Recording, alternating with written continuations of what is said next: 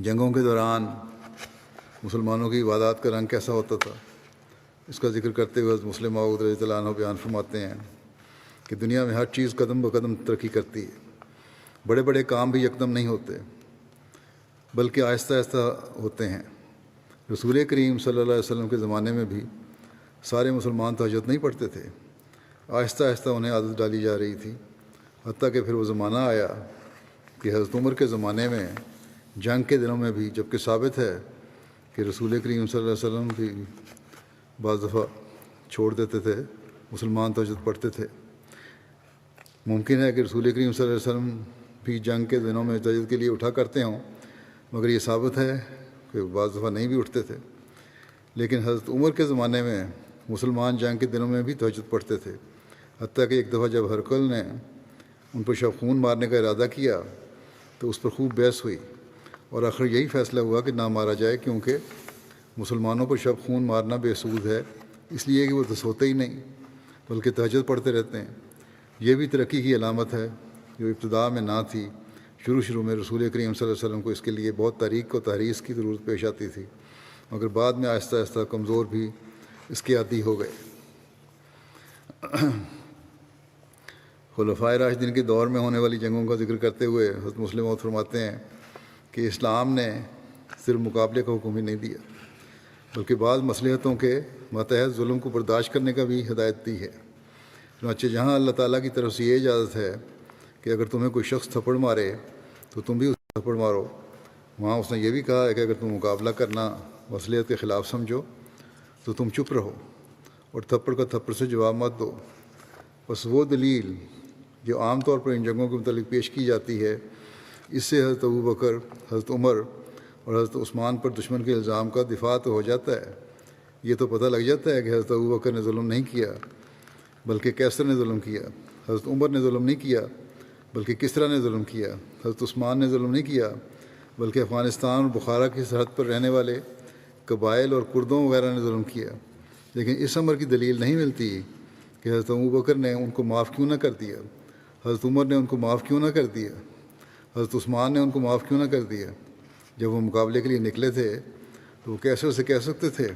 کہ تمہاری سپاہ سے فلاں غلطی ہو گئی ہے، اگر اس کے متعلق تمہاری حکومت ہم سے معافی طلب کرے تو ہم معاف کر دیں گے، اور معافی طلب نہ کرے تو ہم لڑائی کریں گے۔ انہوں نے کیسر کے سامنے یہ پیش نہیں کیا کہ تم سے یا تمہاری فوج کے ایک حصے سے فلاں موقع پر ظلم ہوا ہے، اور چونکہ ہماری تعلیم یہ بھی ہے کہ دشمن کو معاف کر دو، اس لیے اگر تم معافی مانگو تو ہم معاف کرنے کے لیے تیار ہیں، بلکہ جب اس نے ظلم کیا تو فوراً اس کے مقابلے کے لیے کھڑے ہو گئے مسلمان جنگ کے لیے، اور پھر اس مقابلے کو جاری رکھا۔ جب کسریٰ کے سپاہیوں نے عراقی سرحد پر حملہ کیا تو سیاسی طور پر اس کے بعد صحابہ اور کسریٰ کے درمیان جنگ بالکل جائز ہو گئی، لیکن اخلاقی طور پر حضرت عمر کسریٰ کو یہ بھی کہہ سکتے تھے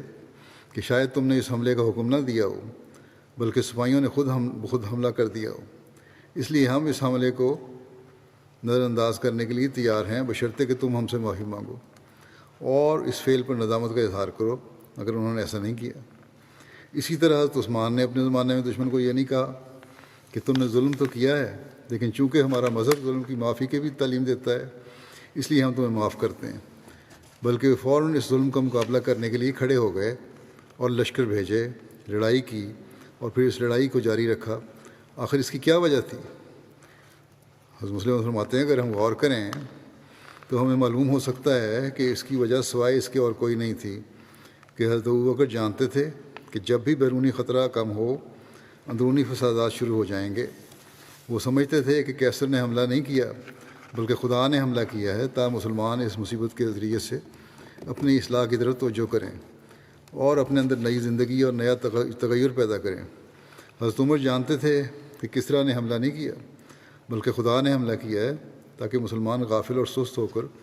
زمین میں منہمک نہ ہو جائیں، دنیا میں منہمک نہ ہو جائیں، بلکہ ہر وقت بیدار اور ہوشیار رہیں۔ حضرت عثمان جانتے تھے کہ بعض قبائل نے مسلمانوں پر حملہ نہیں کیا بلکہ خدا نے حملہ کیا ہے تاکہ مسلمان بیدار ہوں اور ان کے اندر ایک نئی روح اور ایک نئی زندگی پیدا ہو۔ یہ ایک خطبے میں حضرت مسلم موعود نے یہ بیان فرمایا تھا اپنے. اس بنیاد پر حضرت مسلم موعود نے آگے پھر اس میں یہ بھی بیان فرمایا ہے، جماعت کو نصیحت فرمائی ہے کہ مصائب آتے ہیں، مشکلات میں سے گزرنا پڑتا ہے تاکہ روحانی ترقی ہو. اور اصول کو اگر ہم آج بھی یاد رکھنا چاہتے ہیں یا مشکلات اور مصائب ہمیں، تو پھر یاد رکھیں کہ یہ مصائب اور مشکلات جو ہمیں خدا تعالیٰ کے قریب کرنے والے ہونے چاہیے، اور یہی فتوحات کا پھر ذریعہ بنتے ہیں. اگر ان باتوں میں ہم صرف ڈر کے پیچھے پیچھے رہتے رہیں اور اپنی اصلاح کی طرف توجہ نہ کریں تو پھر ترقی نہیں ہو سکتی. ہاں، جب ترقیات مل جائیں اور مصائب ختم ہو جائیں تب بھی ہمارا تعلق اللہ تعالیٰ سے رہنا چاہیے، لیکن ان دنوں میں خاص طور پر اللہ تعالیٰ کی طرف زیادہ توجہ ہونی چاہیے اور ہمیں اپنی روحانی ترقی اور روحانی بہتری کی طرف توجہ دینی چاہیے. اگر حضرت مسلم موعود نے یہی لکھا ہے کہ اگر ہم نے اس بات کو نہیں سمجھا تو کچھ نہیں سمجھا، اور یہی بات سمجھنے والی ہے ہر ایک احمدی کے لیے بھی آج کل.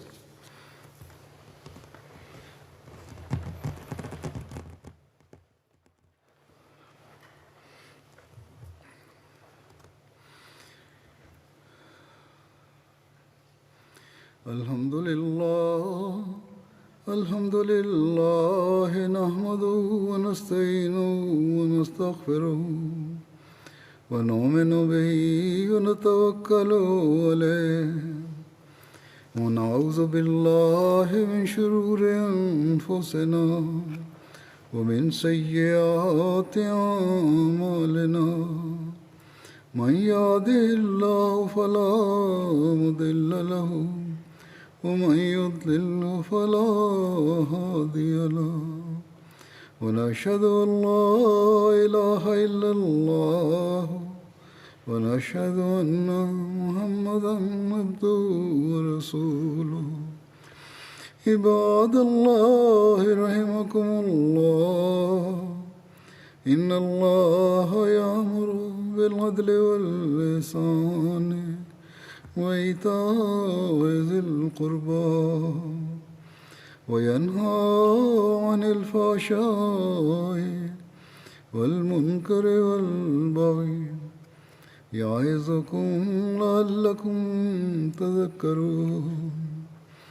اذكروا الله يذكركم وادعوه يستجب لكم ولذكر الله أكبر.